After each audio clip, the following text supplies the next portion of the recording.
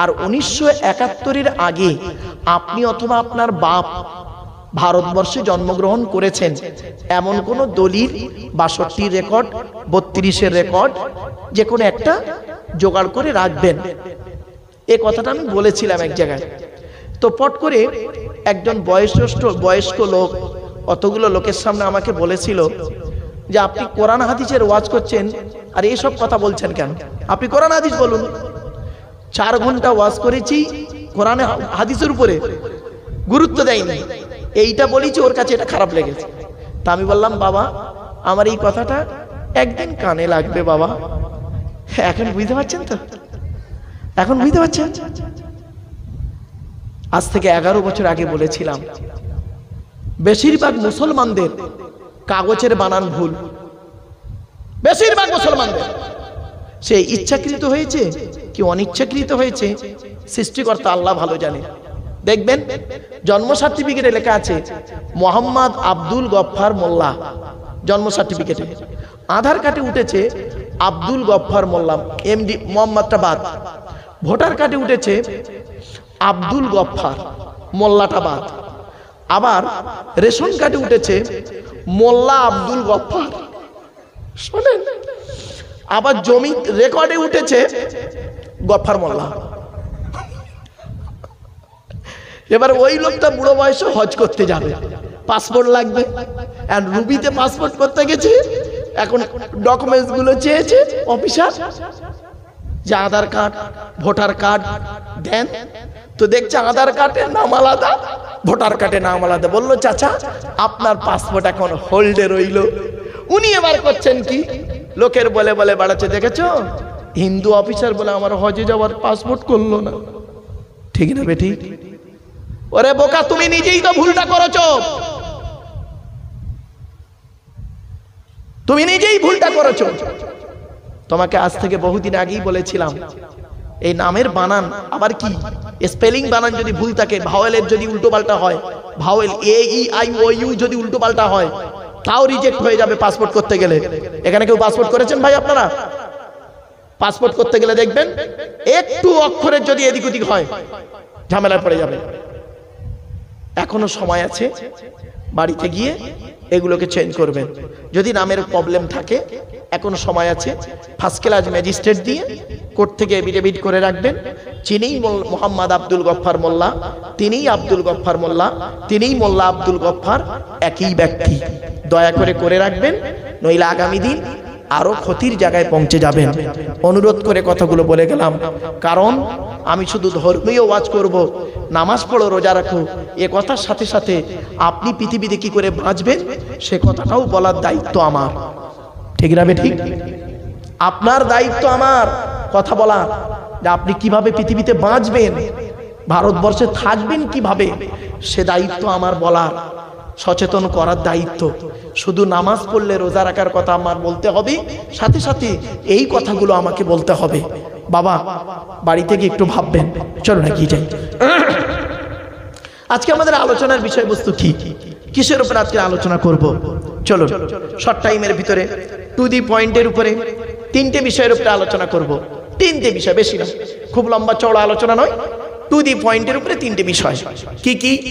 1 number, যার দেওয়া পৃথিবীতে বাস করি, যার দেওয়া সূর্যের কিরণ গায়ে লাগাই, যার দেওয়া চাঁদের প্রতিফলিত রশ্মি রাতে ব্যবহার করি, যার দেওয়া আকাশের পানি পান করি, যার দেওয়া জমিনের তলা থেকে পানি তুলে পান করি, যার দেওয়া অক্সিজেন ফিরি নেই, কার্বন ডাইঅক্সাইড ছেড়ে দিই, যার দেওয়া জমিনে ঘর বেঁধে থাকি, চাষ করে খাই, এ সমস্ত অবদান কার? জোরে বলুন। তাই জীবনের সব ক্ষেত্রে জন্ম থেকে মৃত্যু পর্যন্ত মাথা নত করব, সাজদা দেব, ভিক্ষা চাইব একমাত্র শুধুমাত্র কার কাছে? ব্যাস, এটা যত তাড়াতাড়ি বুঝতে পারবেন তত তাড়াতাড়ি আমার বক্তব্য আপনাদের বোধগম্য হবে। It is my concept. চলো আজকে প্রথমে আলোচনা হবে আল্লাহর পরিচয়। কি বললাম? আল্লাহর পরিচয় হলো, এই কোরআনে আছে মাত্র 4টি। কটি? 4টি। আল্লাহর পরিচয় হলো 4টি, কোরআনে আছে। আল্লাহর পরই স্থান হলো নবীদের। কাদের? নট অনলি নবীর, নবীদের পরিচয় হলো মাত্র 3টি। কটি? তিনটি। এবার আসছি আমাদের পরিচয়। এই কোরআনে আছে মাত্র দুটি। তো আজকের আমি শর্ট টাইমের ভিতরে টু দি পয়েন্টের উপরে আল্লাহর পরিচয় চারটি, নবীদের পরিচয় তিনটি, আমাদের পরিচয় মাত্র দুটি। এই তিনটি বিষয়ে যদি আপনাদেরকে বোঝাতে পারি, কষ্ট করে আমার আশাটাও সার্থক, আপনাদের এই কষ্ট করে জলসা দেওয়াটাও সার্থক। ঠিক না ঠিক? চলো শুরু করছি। আল্লাহর পরিচয় কথা বলেছি বাবা চারটে। কি কি? আল্লাহ নিজেই বলছেন। কি বললাম? কুল নয়, কয় হস্যউলা কুল, কয় বয় হস্যউলা কুল, দুটো কুলের মধ্যে পার্থক্য আছে গো বাবা। কাওয়ালা ইয়াকুলু থেকে কুল মানে বলো, আকালা ইয়াকুলু থেকে কুল মানে গেলো বা খাও। এজন্য যে ইমামের কোরআন পড়া সহি নেই, ওই ইমামের পেছনে নামাজ পড়া সহি নেই। নামাজ পড়তে গিয়ে আমরা কি ভুল করি শুনে নিন, মা বোনেরা শুনে নিন। মা বোনেরা শুনছে না? ওদের বসার কি পর্দা করেছেন নাকি? আচ্ছা যাই হোক, মা বোনেরা শুনে নিন, মা বাবাজিরা শুনে নিন। নামাজ পড়তে গিয়ে আমরা কোরআনের সব থেকে ছোট্ট সূরাটি বেশিরভাগ পড়ি। কি?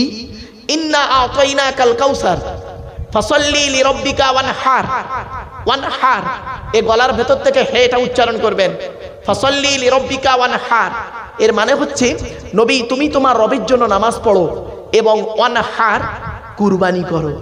আর আমরা উচ্চারণ করি কি? ফাসাল্লি লিরাব্বিকা ওয়ানহার। এর মানে শুনবেন, নবী তুমি তোমার রবের জন্য নামাজ পড়ো, ঝোড়া কোদাল নিয়ে খাল কাটো। কোথাকার মানে কোথায় গেল? আরেকটা বলছি ভুল দেখুন, নামাজ পড়তে গিয়ে আমরা কি বলি? আলহামদুলিল্লাহি রাব্বিল আলামিন। আলহামদুলিল্লাহি রাব্বিল আলামিন। এই গলার ভেতর থেকে এটা উচ্চারণ করবেন, আলহামদুলিল্লাহ। এর মানে কি? সমস্ত প্রশংসা আল্লাহ তোমার। আর আমরা উচ্চারণ করি কি? আলহামদুলিল্লাহ। এর মানে শুনবেন, সমস্ত ছেঁড়া জামা কাপড় আল্লাহ তোমার। হয়েছে?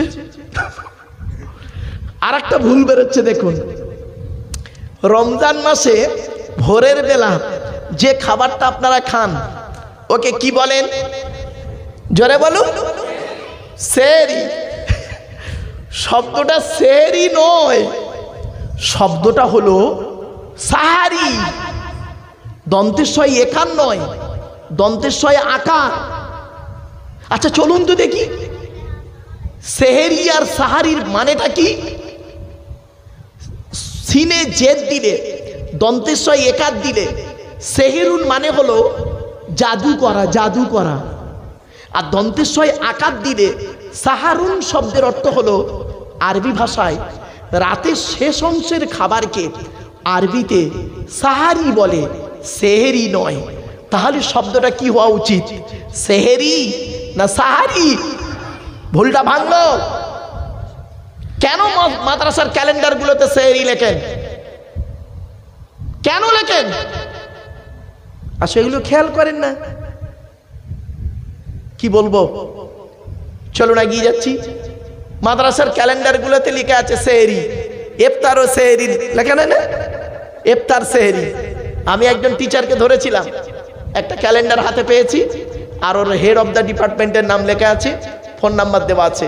আমি ফোন করলাম যে ভাই আপনি যে লিখলেন সেহেরি ও ইফতারের সময় তালিকা, তো সেহেরি আপনি কি আলেম? বলছে আমি মুফতি সাহেব বলছি, মাদ্রাসার হেড টিচার। তা আমি বললাম ভাই আমি আব্দুল্লাহিল মারুফ বলছি। বলছে হ্যাঁ বলুন হুজুর কি ব্যাপার? তা বললাম বাবু এই শব্দটা, বলছে হুজুর আমরা খেয়ালই করিনি, আমাদের মাথায় ছিল না। আগামী বছর যখন ক্যালেন্ডার ছাপাবো এটাকে অবশ্যই চেঞ্জ করব। এটা একজন শিক্ষিত মানুষের কাছে মারাত্মক বড় ভুল। চলুন আর একটা শব্দ বলছি শুনুন, চমকে যাবেন, টাটকা ভুল। স্বামী স্ত্রী সংসার করতে গিয়ে আপনারা ঝগড়া হয়, স্বামী স্ত্রী মাঝে মাঝে ঝগড়া করতে করতে দেখবেন স্বামী তার স্ত্রীকে ইসলামিক একটা শব্দ বলে, ইসলামিক একটা শব্দ ইউজ করে স্বামী তার স্ত্রীকে ডিভোর্স দেয়, ডিভোর্স দেয়। শব্দটা কি বলুন তো একটু জোরে বলুন। জোরে বলুন। তালাক, বউ যাবে না, ভয় নেই, আমি এখানে বসে আছি। অনেকে টেনশনে বলতে পারছেন না, ভয়তে বউ যাবে না।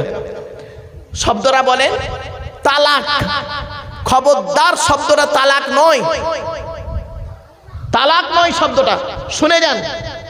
শব্দটা হলো তলাক। তলাক কি বললাম? তলাক বলো। আরবি উচ্চারণ কি? তোয় লামালিপ কফ। বাংলা উচ্চারণ কি? তয় বয় লয়াকার ক। তলাক মানে পৃথক দেওয়া, ছেড়ে দেওয়া, ডিভোর্স দেওয়া। আর তেল আমালিপ কফ, তয়াকার লয়াকার ক। তালাক মানে জুড়ে যাওয়া, মিলিত হওয়া, একত্রিত হওয়া, জমা হওয়া। আমরা তলাক না বলে সব তালাক বলি। বাবা বাবা, এই জন্যই আমি বক্তব্যের শুরুতেই বলেছিলাম 1 ঘন্টা লেকচার দিতে গেলে 3 ঘন্টা স্টাডি করতে হবে। এমনি বলি নাই বাবা। চলুন, শোনার লোকের অভাব।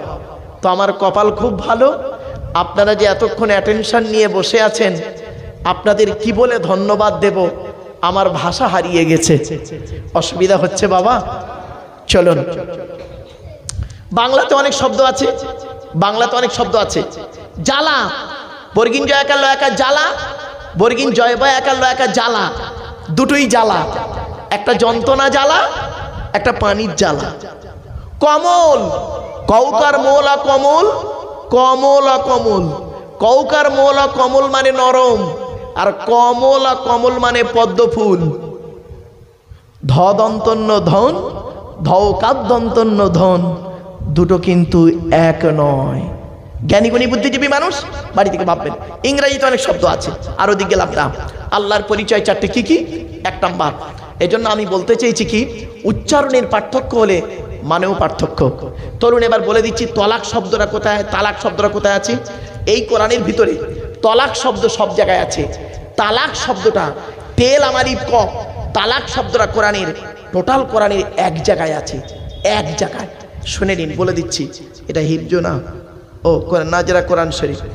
এই দেখেন, তালাক শব্দটা কোরআনের আছে মাত্র 1 জায়গায়, 24 নম্বর পারায়। সূরার নাম সূরায়ে মুমিনের 15 নম্বর আয়াত। এই দেখুন কি আছে হুজুর, দেখুন তো। তেল আমালিফ কফ, দেখুন তো বাবা, তেল আমালিফ কফ, এই একটা জায়গায় আছে গো বাপ। কোরআনের উপরেই তো গবেষণা, সেজন্যই আপনাদেরকে বলছি বাপ, একটু ধৈর্য সহকারে শোনো। আল্লাহর পরিচয় 4টে কি কি? 1 নাম্বার, আল্লাহ বলছেন, কুল, নবী তুমি বলো, হুয়াল্লাহু আহাদ, সে আল্লাহ হলেন একক। 2 নাম্বার, আল্লাহুস সামাদ, আল্লাহ হলেন অমুখপেক্ষী, আল্লাহ কারোর মুখপেক্ষী নন, সারা পৃথিবী তার মুখপেক্ষী। 3 নাম্বার, লাম ইয়ালিদ ওয়া লাম ইউলাদ, আল্লাহ কাউকে জন্ম দেয়নি, আল্লাহ কেউ জন্ম দেয়নি। 4 number, it is very very important, ওয়ালাম ইয়াকুল্লাহু কুফুয়ান আহাদ, আল্লাহর সমকক্ষ কেউই নেই। এই হলো আল্লাহর 4টে পরিচয়। আচ্ছা, এই যে সূরাটি পড়লাম, এই সূরাটি আপনাদের অনেকের মুখস্থ নেই, বলুন না, একটু বলুন না। তা আমি পড়লাম কি করতে? 4টে কারণে, 4টে কারণ। 1 নাম্বার হলো এই সূরাটি আল্লাহর পরিচয়, সেটা জানিয়ে দিলাম। 2 নাম্বার পয়েন্ট, এই সূরাটির আরবি ভাষায় বাংলায় ট্রান্সলেট করে বলে দিলাম। 3 নাম্বার, এই সূরাটির মধ্যে 4টে ধর্ম বেরিয়েছে, 4টে ধর্ম, মুশরিক, ইহুদি, খ্রিস্টান, ইসলাম, 4টে ধর্ম বেরিয়েছে। এবার আসছি এই 4 নাম্বার পয়েন্ট। এই সূরাটি পড়লে কি হবে শুনে নিন। আল্লাহর নবী বলেন, আল্লাহ রাসূল বলেছেন, কোনো ব্যক্তি যদি 3 বার, কবার 3 বার কুল হুয়াল্লাহ সূরা পাঠ করে, 3 বার যদি কোনো ব্যক্তি কুল হুয়াল্লাহ সূরা পাঠ করে, ওই ব্যক্তির নামায় আমল নামায় 1 খতম কোরআন শরীফ পড়ার সওয়াব আল্লাহ লিখে দেবে। শুধু তাই নয়, আল্লাহর নবীর কাছে একজন ব্যক্তি এসে বললেন, ইয়া রাসূলুল্লাহ, ইয়া হাবিবাল্লাহ, আমি কোরআনকে খুব ভালোবাসি। আল্লাহর নবী বললেন, সুবহানাল্লাহ। তারপরে লোকটি বললেন, গোটা কোরআনের ভিতর থেকে একটা সূরাকে আমি অত্যন্ত ভালোবাসি এবং সেই সূরাটি আমি সর্বদাই পড়তে থাকি। আল্লাহর নবী বললেন, সেই সূরাটির নাম কি একবার বলো?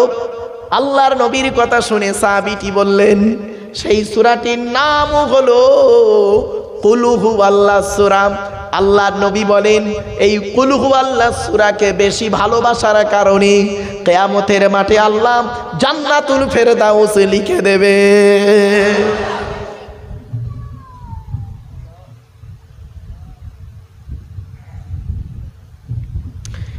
আরেকটা বলছি, আল্লাহর নবী বলেছেন, শুনে নিন মুরব্বীরা বাবাজিরা শুনে নিন, আপনারা এটা প্র্যাকটিক্যাল করবেন। কি বাবা কি বলছেন? না না কিছু বলছেন বাবা? হ্যাঁ আমার জন্য না বাবা, লাগবে না, আমি সুগার রোগী, আমার কিচ্ছু লাগবে না। না না না থাক থাক বাবা, আসলে আমি না বাবা সুগার রোগী, তো মানে যখন ওয়াজ নসিহত আলোচনা করি তখন মানে খেয়াল থাকে না আমার। আপনারা আমার জন্য একটু দোয়া করেন, আল্লাহ যেন ঈমান নিয়ে থাকতে পারি, ঈমান নিয়ে কবরে যেতে পারি। আমার মায়ের দুটো আদেশ ছিল বাপ, আমার মা পৃথিবী ছেড়ে চলে গেছেন। আল্লাহর নবী আবু বকর, ওমর, উসমান, আয়েশা, খাদিজা, ফতেমার সঙ্গে বহুবার স্বপ্নে দিদার হয়েছিল আমার মায়ের। তো আমার মা মৃত্যুর আগে বলে গিয়েছিলেন, আব্বা তুমি আমার একটি মাত্র সন্তান, তুমি আমার সঙ্গে প্রতিজ্ঞা করো যতদিন তুমি ওয়াজ নসিহত করবে পৃথিবীর মানুষের কাছে, আমার সঙ্গে দুটো ওয়াদা করো। কি? এক নাম্বার, তুমি বেওজুতে ওয়াজ করতে পারবে না। তা এই 31 বছর জলসা জীবনে আমি কোনোদিন বাপ বেওজুতে ওয়াজ করিনি, আজও তাই। আর 2 নাম্বার, তুমি আমার সঙ্গে ওয়াদা করো যে জীবনে কোনোদিন ঘন্টা ধরে ওয়াজ করবে না। ঘন্টা ধরে মানে ঘন্টা ধরে, টাইম ধরে। তা আমি বললাম, মা এটা যেন কিরকম হলো, এটা কিরকম হলো? ও যে ধরো, আমাকে বোঝাচ্ছেন, ধরো জলসা কমিটি তোমাকে বলল তোমার টাইম 10টা থেকে 12টা, তুমি 10টায় উঠলে 12টায় নামলে, শুধু কোরআন আর হাদিস বলেছো, উল্টো পাল্টা কোনো কথা বলুনি, শুধু কোরআন হাদিস বলেছো, একটা কথাই শ্রোতার কানে যায়নি, আমলই হয়নি, কিন্তু আধা ঘন্টা বেশি বলেছ, আধা ঘন্টা বেশি বলেছ। দেখা গেল ওই আধ ঘন্টার ভিতরে আল্লাহ পাক তোমার জবান থেকে এমন কিছু শব্দ বাক্য বের করিয়ে নেবে যেটা শুনে কিছু মানুষ আমল করবে, পরিবর্তন হবে। ওই 2 ঘন্টা ওয়াজ করেছো, বেকার হয়ে গেছে। আধ ঘন্টা বেশি বলেছো, ওর ভিতর থেকে যে কথাটা লোকের কানে লেগে প্র্যাকটিক আমল করা শুরু করেছে, ওর ওসিলায় তুমি কিয়ামতের মাঠে নাজাত পাবে। এজন্য বাবা আমি কোনোদিন ঘড়ি ধরে ওয়াজ করি নাই, কোনোদিন। আল্লাহর চিন্তা করবেন না, কমিটির একটা টাইম আছে, এবার 2-10 মিনিট আধ ঘন্টা এদিক ওদিক হবে, অসুবিধা হবে বাবা? হ্যাঁ চলে। আমি এজন্য একটা করেই জলসা নিই, এখন একটা করে জলসা নিই, 9টা থেকে 12টা, 3 ঘন্টা আলোচনা করি। অনেক বক্তা ভাই আছেন তারা 1.5 ঘন্টা 2 ঘন্টা এর বেশি ওয়াজ করে না। আমি 9টায় উঠি, 12টায় নামি, কখনো 12টা 12:30 হয়ে যায়, অত দেখি না। আল্লাহর কোরআন নিয়ে বসেছি বাপ আল্লাহকে খুশি করার জন্য, আপনারা বসেছেন আল্লাহকে খুশি করার জন্য, ঠিক না বেঠিক বাপ? চলে এগিয়ে যাচ্ছি। এবার আসছি, আল্লাহর নবী বলেছেন, কোন ব্যক্তি যদি কুল হুয়াল্লাহ সূরা, কোন সূরা কুল হুয়াল্লাহ সূরা যদি রাতে ঘুমানোর আগে 3 বার পাঠ করে, কবার রাতে ঘুমানোর আগে যদি 3 বার কুল হুয়াল্লাহ সূরা যদি পাঠ করে ঘুমায়, নিজের গায়ে ফুঁক দিল, স্ত্রী ছেলে মেয়ে নাতি নাতনির গায়ে যদি ফুঁক দেয়, ওই বাড়িতে জেন ভূত পরি জাদু বান্টনা কিছুই লাগবে না। ও বাবা মুরব্বীরা অনুরোধ করে বলে যাচ্ছি, রাতের বেলা ঘুমানোর আগে নাতিটাকে ডাকবেন, নাতিগুলোকে ডেকে বলবেন আয় আমার কাছে। এশার নামাজ পড়ে ঘুমানোর আগে ওযু করে নেবেন, কুল আউযু বিরাব্বিল ফালাক 7 বার পড়বেন, কুল আউযু বিরাব্বিন নাস 7 বার পড়বেন, কুল হুয়াল্লাহ সূরা 3 বার পড়বেন, সূরা ফাতিহা একবার পড়বেন, দরুদ শরীফ কয়েকবার পড়ে নাতিদের গায়ে একটু ফুঁক দিয়ে দেবেন। জেন ভূত পরি জাদু বান্টনা কিছুই লাগবে না। আপনি তো তা করেন না, মলি সাহেবের কাছে ছুটেছেন আপনি। কেন আপনি প্র্যাকটিক্যাল করতে পারেন না? বয়স তো হয়ে গেল, আপনার তো বয়স হয়ে গেছে, আপনি কেন পারবেন না? ইসলাম শুধু এই ইমাম সাহেবের ঘাড়ে দিয়ে দিয়েছে? ইসলাম কি শুধু আব্দুল্লাহিল মারুফের ঘাড়ে দিয়ে দিয়েছে? সকলের জন্য এসেছে, সকলে প্র্যাকটিস করুন। মা বোনেদের বলে যাচ্ছি, মায়েরা বোনের এগুলো খেয়াল রাখুন। চলো এরপরে আসছি, বাপের 4টে অঙ্গ। বাপের কটা? 4টে। মায়ের 4টে অঙ্গ। মায়ের কটা? 4টে। মোট কটা হলো? 8টা। আজকের বাড়ি যাবেন, বাড়িতে গিয়ে আপনার জন্ম দেওয়া ছেলে কিনা প্রমাণ পাবেন। কেউ রেগে যাবেন না। আপনার জন্ম দেওয়া ছেলে কিনা প্রমাণ পাবেন। আপনার ছেলে বা মেয়েকে সামনে দাঁড় করাবেন, করিয়ে আপনার ছেলে বা মেয়ের মধ্যে দেখবেন আপনার দেহের সঙ্গে আপনার ছেলে বা মেয়ের কমসে কম 4টে জিনিস মিলবে। 4টে মিলবেই মিলবে। চোখ, কান, নাক, হাত, পা, মুখ, হাতের আঙুল, পায়ের আঙুল, ঠোঁট মিলবেই মিলবে বাপের সঙ্গে 4টে, আর মায়ের সঙ্গে 4টে মিলবে। আর আল্লাহ নিজে দেয় 5টা। এই 13টা জিনিস দিয়ে আল্লাহ পাক মায়ের পেটের ভিতরে বাচ্চাকে তৈরি করেন। কিভাবে তৈরি করে? কোরআন, ওয়ালাকাদ খালাকনাল ইনসানা মিন সুলালাতিন মিন তিন সুম্মা জাআলনাহু নুতফাতান ফি করারিম মাকিন। 18 নম্বর পারার 1 নম্বর পৃষ্ঠার 12 নম্বর লাইন, সূরার নাম সূরা মুমিনুনের 12 নম্বর আয়াত। আমি আল্লাহ মাটির নির্যাস থেকে তোদের তৈরি করেছি। বাপ আর মায়ের মিলনের মাধ্যমে ওই পানিটাকে আমি আল্লাহ তোর মায়ের পেটের ডাইসে সুন্দর করে রেখে দিয়েছি। আর কি করেছি? সুম্মা খলাকনান নুতফাতা আলাকাতান ফাখলাকনাল আলাকাতা মুদগাতান ফাখলাকনাল মুদগাতা ইযামান ফাকাসাউনাল ইযামা লাহমা সুম্মা আনশাআনাহু খলকান আখর।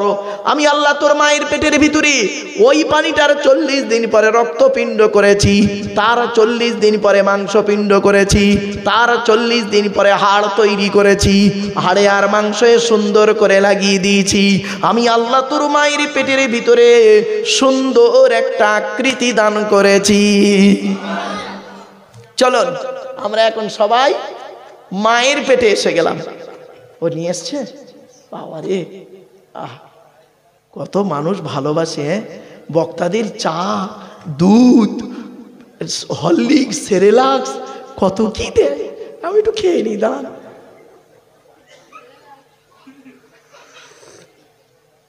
বাবারে কি গরম। এই দোস্ত তুমি উঠে এসো তো। হ্যাঁ উঠেছো, উঠেছো, তাতেই জলদি উঠে এসো,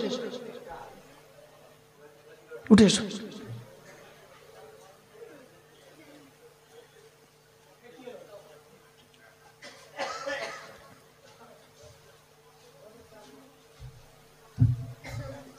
তোমার নাম কি?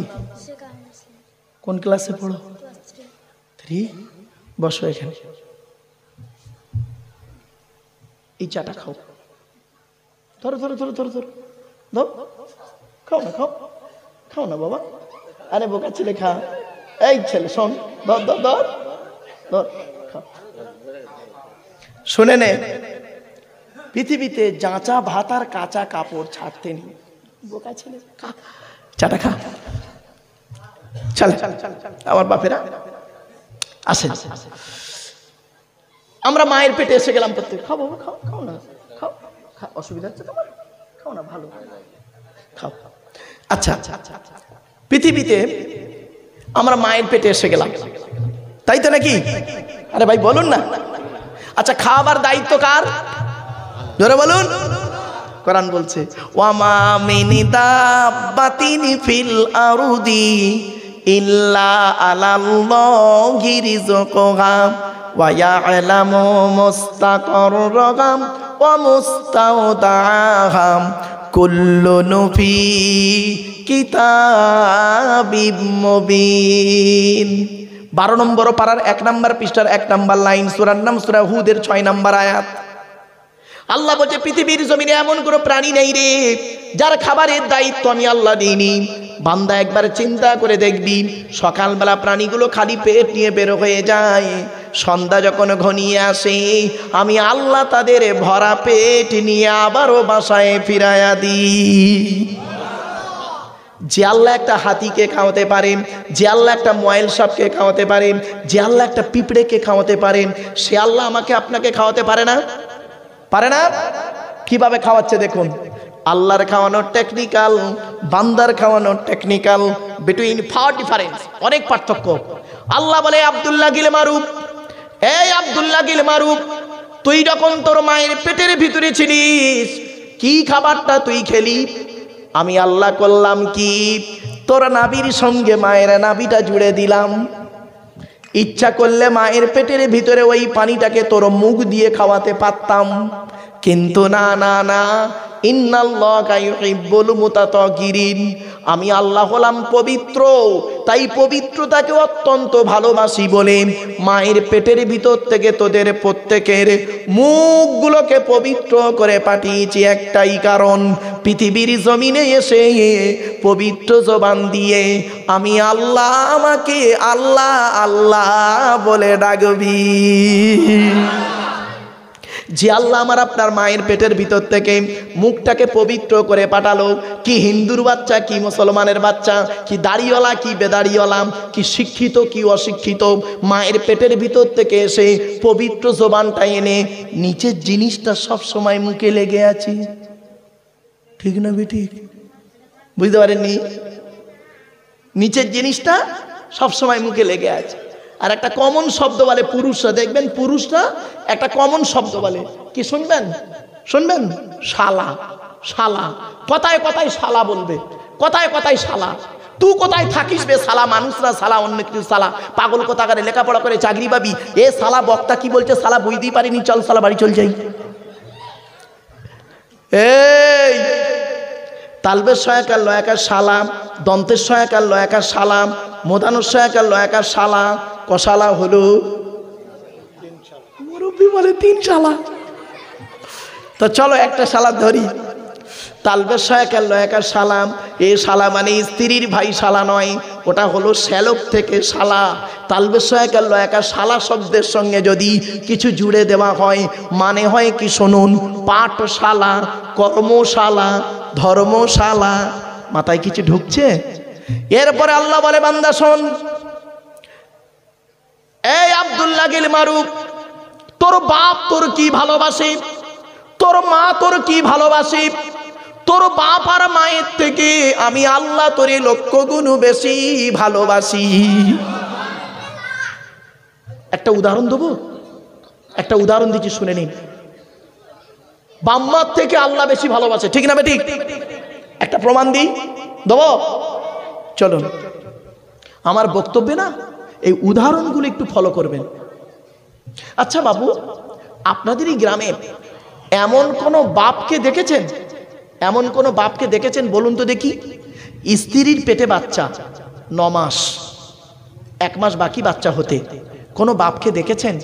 স্ত্রীর পেটে বাচ্চা, বাচ্চা এখনো হয়নি, 1 মাস বাকি, কোন বাপকে দেখেছেন বাজার থেকে ল্যাকটোজিন 1-2 দুধ কিনে আগে থেকে ঘরে সাজিয়ে রাখতে? না, কারণ ছেলে এখনো হয়নি। বাপের বিশ্বাস কতটুকু? ছেলে হোক, মায়ের দুধ ছাড়ুক, তারপরে বাজার থেকে এনে খাওয়াবো, ঠিক না বে ঠিক? আল্লাহ বলে আব্দুল্লাহ গিল মারুফ, এই আব্দুল্লাহ গিল মারুফ, তুই যখন তোর মায়ের পেটের ভিতরে ছিলিস তোর বাপের বিশ্বাসটাই ছিল না ছেলে হবে কি মরবে কি বাঁচবে, সেজন্য তোর বাপ তোর জন্য আগে থেকে দুধ কিনে ঘরে সাজিয়ে রাখেনি। আমি আল্লাহ তোর বাপের মতো ওই রকম ভালোবাসি না। আমি আল্লাহ জানতাম রে 10 মাস 10 দিন পরে পৃথিবীর মুখ যখন দেখবি তোর নাভির সঙ্গে মায়ের নাভিটা কেটে দেওয়া হবে, দুধের প্রয়োজন হবে। তাই আমি আল্লাহ করেছি কি, তুই যখন তোর মায়ের পেটের ভিতরে ছিলিস, তোর মায়ের শরীরের 80 ফোঁটা রক্তকে ফিল্টার করি, 80 ফোঁটা রক্তকে ফিল্টার করি তুই আসার আগেই তোর জন্য তোর মায়ের স্তনের বোটায় দুধ আমি আল্লাহ আগেই পাঠিয়ে দিয়েছি। বন্ধুরে, মা কি জিনিস, বাপ কি জিনিস, জীবনে কোনো দিনই বুড়ো বুড়ি বাম্মাকে কাঁদায়ও না। যাদের বাম্মা পৃথিবীতে বেঁচে আছে, যুবকদের বলে যাচ্ছি, জীবনে কোনো দিন বুড়ো বুড়ি বাম্মাকে কাঁদায়ও না। যাদের বাম্মা অন্ধকার নীরব নগরে চলে গেছে, তাদের জন্য দান খয়রাত করবেন, দোয়া করবেন। যাদের বাড়িতে বাম্মা বেঁচে আছে, বুড়ো বুড়ি, আল্লাহর রহমত তাদের বাড়িতে ঝরে ঝরে পড়বে। আপনারা কি জানেন, আল্লাহর নবীদের পরেই স্থান হলো বাপ আর মায়ের। চলুন চলুন আমি দলিলগুলো দিচ্ছি। কোরআনের কোথায় কোথায় বাম্মার সেবা করতে হবে বলেছে দেখি, টোটাল কোরআনে শুনে নিন। আমি বলতে শুরু করি, আপনারা গুনতে শুরু করুন। 1 নম্বর পারার 11 নম্বর পৃষ্ঠার 12 নম্বর লাইন, সূরার নাম সূরা বাকারা, ওয়াবিল ওয়ালিদাইনি ইহসানা, বাম্মার সেবা যত্ন করো। 2 নম্বর পারার 12 নম্বর পৃষ্ঠার 13 নম্বর লাইন, সূরার নাম সূরা বাকারা, ইয়াসআলুনাকা মাযা ইউনফিকুন কুল মা আনফাকতুম মিন খায়রিন ফালিল ওয়ালিদাইনি ওয়াল আকরাবিন। বাম্মার পিছনে টাকা পয়সা প্রথম ব্যয় করবে, আল্লাহ খুশি হয়ে যাবে। ছেলে চাকরি পেয়েছে, বাপের জায়গা বেচা টাকায় ছেলে MA পাস করলো, মায়ের গহনা বেচা টাকায় ছেলে B.Ed করলো, আর চাকরি পাওয়ার পরে মাইনে পেয়েছে, 3 মাস পরে মাইনে পেয়েছে, বইয়ের নামে ব্যাংকের বই খুলেছে, আর বউ নমিনি করেছে ওর ভাইকে। বুঝতে পারেননি না? বউ নমিনি করেছে কাকে? ওর ভাইকে। তার মানে এ মালের কিচ্ছু নেই। ভাববেন বাড়িতে গিয়ে ভাববেন। 5 নম্বর পারা 3 নম্বর পৃষ্ঠা 3 নম্বর লাইন, সূরার নাম সূরা নিসার 36 নম্বর আয়াত, ওয়াবুদুল্লাহা ওয়ালা তুশরিকু বিহি শাইয়্যাম ওয়া বিল ওয়ালিদাইনি ইহসানা, বাম্মার সেবা যত্ন করো। 8 নম্বর পারা 7 নম্বর পৃষ্ঠার 11 নম্বর লাইন, সূরার নাম সূরা আনামের 151 নম্বর আয়াত, লা তুশরিকু বিহি শাইয়্যা ওয়া বিল ওয়ালিদাইনি ইহসানা, বাম্মার সেবা যত্ন করো। 15 নম্বর পারা 3 নম্বর পৃষ্ঠার 7 নম্বর লাইন, সূরার নাম সূরা বানি ইসরাঈল, ওয়া ক্বাদা রাব্বুকা আল্লা তা'বুদু ইল্লা ইয়্যা ওয়া বিল ওয়ালিদাইনি ইহসানা, বাম্মার সেবা যত্ন করো। 20 নম্বর পারা 16 নম্বর পৃষ্ঠার একেবারে 3-4 নম্বর লাইন, সূরার নাম সূরা আনকাবুত, ওয়া ওয়াসাইনাল ইনসানা বিওয়ালিদাইহি হুসনা, বাম্মার সেবা যত্ন করো। 21 নম্বর পারার 11 নম্বর পৃষ্ঠা 6-7 নম্বর লাইন, সূরার নাম সূরা লোকমান, ওয়া ওয়াসাইনাল ইনসানা বিওয়ালিদাইহি হামালাতহু উম্মুহু ওয়াহনান আলা ওয়াহনিন, বাম্মার সেবা যত্ন করো। 26 নম্বর পারার 2 নম্বর পৃষ্ঠার 12 নম্বর লাইন, সূরার নাম সূরা আহকাফের 15 নম্বর আয়াত, ওয়া ওয়াসাইনাল ইনসানা বিওয়ালিদাইহি ইহসানা হামালাতহু উম্মুহু কুরহা ওয়া ওয়াদাতহু কুরহা। তোরা তোদের বাপ আর মায়ের সেবা যত্ন কর। তোদের মা তোদের বড় কষ্ট করে গর্ভে ধারণ করেছে, দুনিয়ার মুখটা বড় কষ্ট করে দেখিয়েছে। সন্তান তুমি যত বড় উকিল, ব্যারিস্টার, মাস্টার, ডাক্তার, মোল্লা, মনি সাহেব হও না কেন, ইন্নাল জান্নাতা তাহতা আকদামিল উম্মাহাত, হে ছেলে মেয়েরা, তোদের জান্নাত হলো তোদের বাপ আর মায়ের পায়ের তলায়। জান বাপের সেবা করবেন, মার সেবা করবেন। বাম্মার ভাত দেয় না, ও আমার ওয়াজ শুনবে। বাপের ভাত দেয় না, মার ভাত দেয় না, ও আমার ওয়াজ শুনবে। আগে ভালো ছেলে হন, পরে ভালো জামাই হবেন। আমরা ভালো জামাই হতে পেরেছি, ভালো ছেলে হতে পারিনি। ঠিক না বে ঠিক? আমার শ্বশুর আমাকে বলে আমার জামাই খুব ভালো, আমার শাশুড়ি আমাকে বলে আমার জামাই খুব ভালো, আর আমার বুড়ো বাপটা আমাকে বলে ছেলে জন্ম দিয়ে পাপ করেছি। বুড়ি পেটে ধরা মাটা বলে কেন পেটে ধরেছিলাম, কি পাপ করেছি, কেন কেন? যে মা যে বাপ ছোটবেলায় আপনাকে আমাকে কোলে তুলে নিয়ে আব্বা আব্বা বলে চুমা দিয়েছিল, কি এমন কাজ করলেন আজকের? কার দ্বারাই করলেন? সেই বুড়ো বাম্মা আর আপনাকে আব্বা বলে ডাকে না? 75 বছরের বুড়ো বাপটা যদি 75 বছরের বুড়ো বাপটা যদি এখন, ভালো করে শুনে নিন, 75 বছরের বুড়ো বাপটা যদি এখন 50 বছরের ছেলেটাকে একবার আব্বা বলে ডাকে, 75 বছরের বুড়ো বাপটা যদি এখন 50 বছরের ছেলেটাকে একবার আব্বা বলে ডাকে, জানবেন ওই বুড়ো বাপের আব্বা ডাকটা হলো আল্লাহর আরশে আজিমের কলজে ফাটা ডাক। ডাকে বাড়ি থেকে ভাববেন, বাড়ি থেকে ভাববেন। জাস্ট একটা উদাহরণ দিচ্ছি। আচ্ছা বাবা, আপনারা দয়া করে একটু হাতটা তুলে একটু দেখাবেন কাদের বাপ মারা গেছে, অথবা মা মারা গেছে, অথবা বাম্মা দুজনে মারা গেছে। একটু হাত তুলুন না, লজ্জা লাগছে বাবা। বাম্মা মরে গেছে, হাত তুলতে লজ্জা? হাত নামান, হাত নামান, নামান। ম্যাক্সিমাম লোকেরই বাম্মা মারা গেছে। আমিও আপনাদের মতো একজন পিতামাতা হারা সন্তান। 2019 সালে অক্টোবর মাসের 3 তারিখ শুক্রবার 5:30টার সময় আমি আমার বাপকে হারিয়েছি। 2023 সালে জুন মাসের 28 তারিখ বগরা ঈদের দিন বৃহস্পতিবার সকাল 11:30টার সময় আমি আমার মাকে হারিয়েছি। এই পৃথিবীর আমার মরা বাম্মার, এই পৃথিবীর সব থেকে শেষ মানুষ আমার মরা বাম্মার মুখ যে দেখেছে সে কে জানেন? আমি। আমার পরে এই পৃথিবীর কোনো মানুষ আমার মরা বাম্মার মুখ আর দেখেনি, কেউ দেখেনি। আমি দেখেছি, শেষ দেখা আমি দেখেছি আমার মরা বাম্মার মুখ। কখন দেখেছি? আমি কবরে নেমেছিলাম মাথার দিকে, আর আমি তাকে শরীয়ত মোতাবেক কবরে কাফনটা ঠিক দিয়ে শেষবারে বাম্মার মুখ দেখে উঠে এসেছিলাম। আপনারাও বাম্মার মরা মুখ দেখেছেন। সত্যি কথা বলুন, বাপের মাটি দিয়ে আসার পর থেকে আজ পর্যন্ত পৃথিবীর কোনো ব্যক্তিকে অন্তর থেকে আব্বা বা মা বলে ডাকতে পেরেছেন? বলুন আপনারা, বলুন। পৃথিবীর কোনো ব্যক্তিকে বাম্মা মরে যাবার পর থেকে পেরেছেন অন্তর থেকে আব্বা বা মা বলে ডাকতে? বোকা, শ্বশুর বাপ হয়? কে বলেছে আপনাকে শ্বশুর বাপ হয়? ফালতু কথা। শ্বশুর কোনোদিন আব্বা হতে পারে না, শাশুড়ি কোনোদিন মা হতে পারে না।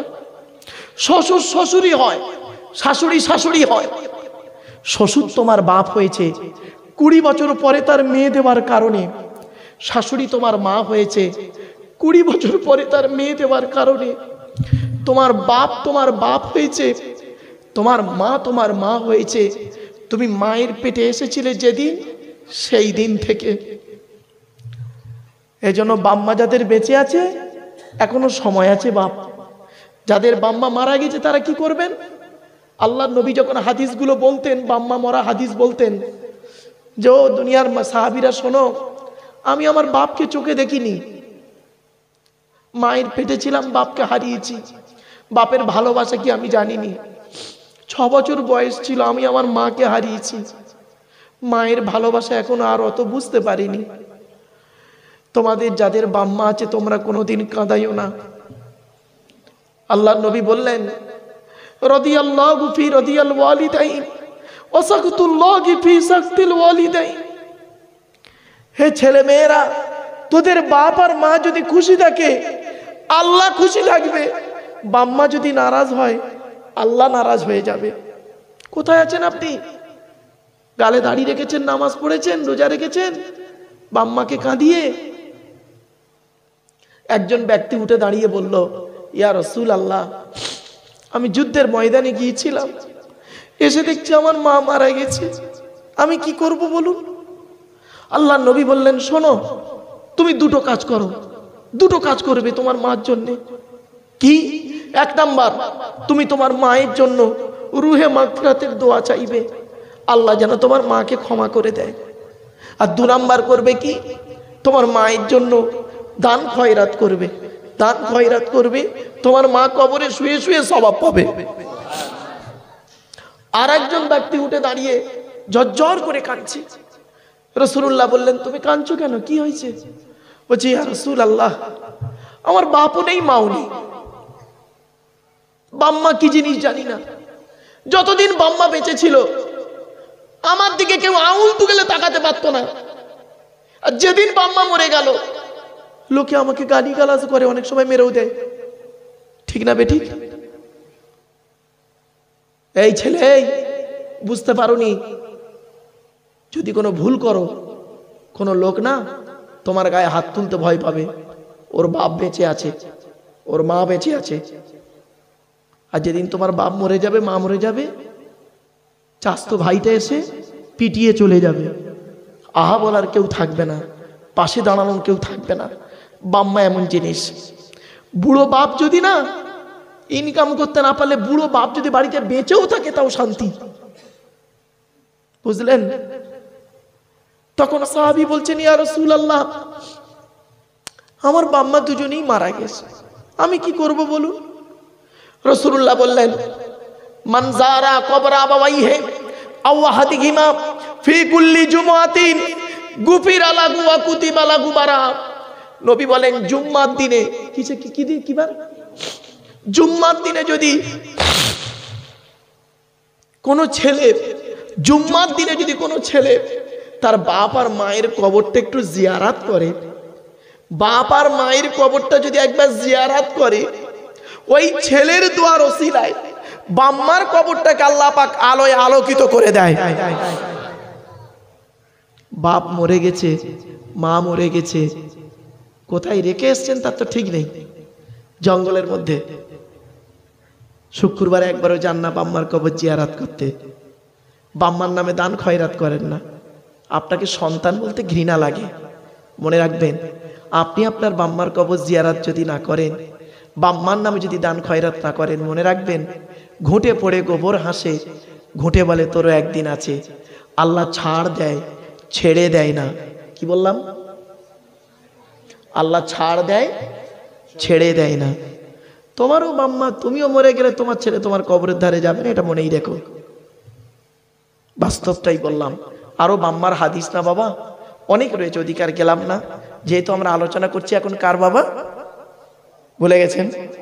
আল্লাহর আলোচনা করছি। চলুন, এরপরে আল্লাহ বলছেন, তো দেহের মধ্যে আমি চারটে জিনিস দিয়েছি গুরুত্বপূর্ণ। কটা কটা কটা? আমাদের অসুবিধা হচ্ছে আপনাদের? শেষ করে দেবো নাকি বাবা এক্ষুনি? হ্যাঁ, অসুবিধা হচ্ছে মনে হচ্ছে না? একবার দরুদ শরীফ, আল্লাহুম্মা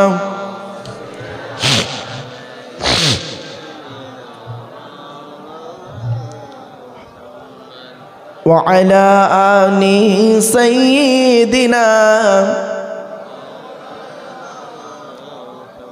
আমার বাপেরা, এরপরে আল্লাহ বলছেন, তো দেহের মধ্যে আমি চারটে জিনিস দিয়েছি গুরুত্বপূর্ণ। কটা কটা কটা? আমাদের দেহের মধ্যে চারটে জিনিস আছে গুরুত্বপূর্ণ। বাবাজিরা, যুবক ভাইয়েরা, কচিরা বাচ্চারা শুনে নাও, তোমরা মনে রাখবে, সবসময় চারটে জিনিস ঠিক রাখবে। কি কি? 1 number brain, brain. 2 number heart. 3 number liver. কি বললাম? লিভার। 4 number kidney. মারাত্মক বললাম বাবা। আমি কলকাতার Chittaranjan hospital, Kolkata medical college, Kolkata SSKM-PG, আপনার নীলরতন, RG কর, বেশ কিছু ডাক্তারদের সঙ্গে আমার বেশ কিছু আলোচনা হয়। তো মানব দেহের মধ্যে চারটে জিনিস হলো গুরুত্বপূর্ণ। চারটের একটা খারাপ হোক আপনি মারা যাবেন 100%। আল্লাহ বলছেন 1 নাম্বার তোর ব্রেন দিয়েছি, ভালো চিন্তা কর, খারাপ চিন্তা করিস না, ভালো ভালো চিন্তা কর, আমি তোর মেধা শক্তি বাড়িয়ে দেব। যারা ভালো ভালো চিন্তা করবে আল্লাহ মেধা শক্তি বাড়িয়ে দেবে। আপনি ঘরে বসে এই চিন্তা করতে পারেন না? আচ্ছা, ভাতের রং সাদা না কালো? ভাতের রং সাদা। পায়খানার রং হলুদ না কালো? বলুন বলুন। একবারও তো ভাবলেন না এখানে বসে সাদা ভাত খেলাম আর হলুদ মাল বেরোলো কেন? কোনোদিন ভাবেননি। আপনি একবার ভাবলেন না? আল্লাহ বলছে তুই একবার ভাবলি না তোর সিস্টেমটা কি? তুই গাল দিয়ে খাবি। 22 ফিট লম্বা নারী। কত ফিট?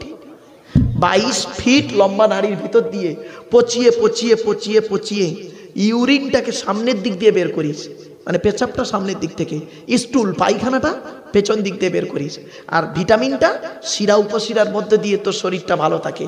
তুই একবার ভাবলি না তোর সিস্টেমটা হলো গাল দিয়ে খাবি, পেছন দিয়ে বের করবি, এটাই তো সিস্টেম। আর এই পৃথিবীতে একটা প্রাণী তৈরি করেছি, গাল দিয়ে খায়, গাল দিয়ে বের করে দেয়। ভাবেননি না বাদুড়? আল্লাহ বলে তুই একবার ভাবলি না, একবার তুই ভাবলি না তুই যে খাবারটা খেলি 22 ফিট লম্বা নারীর ভিতর দিয়ে বের করলি রেচন পদার্থটা, আর তুই একবার ভাবলি না একটা পিঁপড়ে সেও খেয়ে হজম করে বের করে, তার কত ফিট লম্বা নাড়ি আছে? একটা কেঁচো কেঁচো তার কত ফিট লম্বা নাড়ি আছে? একবারও ভাবলি না? আল্লাহ বলে তুই একবার ভাবলি না 1 টাকার কয়েনের ডাইস থেকে 2 টাকার কয়েন বের করার ক্ষমতা তোর নেই, তোর বাবারও নেই। আর আমি আল্লাহ কত বড় বৈজ্ঞানিক, একবার চিন্তা করে দেখ, তোর একটা মা একটা বাপ থেকে তোরা 5টা ভাই বোন হলি, 5টা 5 রকম দেখতে, কার গায়ের রং কালো, কার গায়ের রং ফর্সা, কেউ লম্বা, কেউ বেঁটে, কেউ নারী, কেউ পুরুষ, এমনকি কারো চোখের রেটিনার সঙ্গে কারোর চোখের রেটিনার মিল নেই, এমনকি কারোর বুড়া আঙুলের ছাপের সঙ্গে কারোর বুড়া আঙুলের ছাপের কোনো মিল নেই। একবার ভাবলি না? আল্লাহ বলছে তুই একবার কেন ভাবলি না? উত্তর 24 পরগনা, এটা হ্যাঁ উত্তর 24 পরগনার মানুষ, তুই একবার কেন ভাবলি না? তোকে আমি একটু বুদ্ধি দিয়েছি, সেই বুদ্ধি নিয়ে তোরা পৃথিবীতে কি করলি? একটা মেশিন তৈরি করলি। তোদের তৈরি মেশিনের নাম দিলি কি? ফ্রিজ। ফ্রিজ ফ্রিজ বোঝেন তো? আল্লাহ বলছে তোদের তৈরি ফ্রিজের গুণাগুণ কি বল? তোদের তৈরি ফ্রিজের গুণাগুণ হলো গরমকে ঠান্ডা করিস, ঠান্ডাকে 0 ডিগ্রি নিচে নামিয়ে বরফ জমিয়ে দিস। তোদের তৈরি ফ্রিজের গুণাগুণ কি? খেলে, ফ্রিজের খাবার খেলে থাইরয়েড বেড়ে যাওয়ার সম্ভাবনা বেশি। তোদের তৈরি ফ্রিজটা কারেন্ট ছাড়া চলে না, তোদের তৈরি ফ্রিজটা মাটির উপরে বসানো থাকে। আর আমি আল্লাহ পৃথিবীতে একটা ফ্রিজ তৈরি করেছি, আমার তৈরি ফ্রিজটা মাটির তলায় বসিয়ে রেখেছি। আমার তৈরি ফ্রিজের নাম কি জানিস? শীতকাল আর গ্রীষ্মকাল। গরমকালে যত কলে পাম্প করবি আমি আল্লাহ আমার তলার ফ্রিজ থেকে ঠান্ডা ঠান্ডা পানি বের করব, আর শীতকালে যত কলে পাম্প করবি আমার তলার ফ্রিজ থেকে গরম গরম পানি বের করব। কোথায় আছেন আপনি? চল, আরো এরকম আলোচনা করতে গেলে না ঘন্টার পর ঘন্টা কেটে যাবে, এজন্য আমি টাইম ধরে ওয়াজ করি না। কেন বুঝতে পারছেন এবার? চলো, এরপরে আল্লাহ বলছেন বান্দা শোন, তো দেহের মধ্যে আমি 9টা ছিদ্র দিয়েছি। কটা কটা কটা? আমাদের দেহের মধ্যে 9টা ছিদ্র আছে। 9টা ছিদ্র কি? 2 চোখ, ভালো করে শুনে নিন, 2 চোখ, 2 নাক, 2 কান, 1টা গাল, 7টা সামনে পেছনে, এই 9টা ছিদ্র। আল্লাহ ফেরেশতাদের মাধ্যমে এই 9টা ছিদ্রের যে কোনো একটা ছিদ্র দিয়ে ফেরেশতার মাধ্যমে আল্লাহ পাক আমাদের আত্মা বের করে নেয়। কত মানুষ মরে গেছে দেখবেন আপনাদের এলাকায়, কত মানুষ মরে গেছে দেখবেন, গিয়ে দেখবেন লোকটা মরে গেছে, পেশাব ফিরে ফেলেছে, ঠিক না বেঠিক? বুঝে নেবেন ওর আত্মাটা আল্লাহ পাক ফেরেশতার মাধ্যমে ওই পেশাবের রাস্তা দিয়ে বের করেছে। কত মানুষ মরে গেছে দেখবেন পায়খানা ফিরে ফেলেছে, বুঝে নেবেন ফেরেশতার মাধ্যমে আল্লাহ আত্মাটাকে পায়খানার রাস্তা দিয়ে বের করেছে। কত মানুষ মরে গেছে দেখবেন লোকটা মরে গেছে, চোখটা চেয়ে আছে, লোকটা মরে গেছে, গালটা হাঁ করে আছে, লোকটা মরে গেছে, ঘাটটা বেঁকে আছে, হাতটা খিঁচে আছে। আবার দেখবেন লোকটা মরে গেছে, দেখলে মনে হবে লোকটা ঘুমিয়ে আছে। কিভাবে মরতে চান আপনারা? কিভাবে মরতে চান? ঈমান নিয়ে যদি কবরে যেতে চান দয়া করে একটু আমার কাছে সময় দেন, কোরআন হাদিসের কথাগুলো শুনে আমল প্র্যাকটিক্যাল করে বাড়ি যান। চলুন এগিয়ে যাই। আজকের আপনারা চেয়ারে বসে আছেন, প্লাস্টিকে বসে আছেন, আত্মাতে, এই দেহতে আত্মা নিয়ে, ঠিক না বেঠিক? আচ্ছা, আমার ভাষা বুঝতে পারছেন আপনারা? হ্যাঁ, একটু রেসপন্স দেন না বাবা। আপনারা চেয়ারে বসে আছেন, প্লাস্টিকে বসে আছেন, দেহতে আত্মা নিয়ে, তাই তো নাকি? দেহতে আত্মা নিয়ে বসে আছেন, বাহ। আচ্ছা, এই দেহ থেকে আত্মাটা যখন চলে যাবে। কোথায় যাবেন তখন? বলুন বলুন।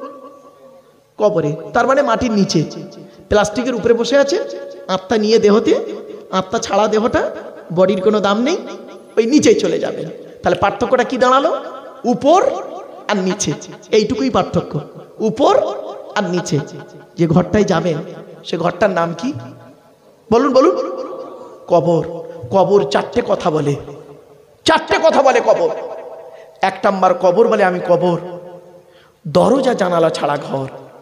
আজকের আপনারা বাড়ি যাবেন, বাড়ি গিয়ে দরজা জানালা বন্ধ করবেন, লাইট ফ্যান এসি বন্ধ করবেন, 24 ঘন্টা থেকে দেখবেন, অনুভব করতে পারবেন কবর কি জিনিস।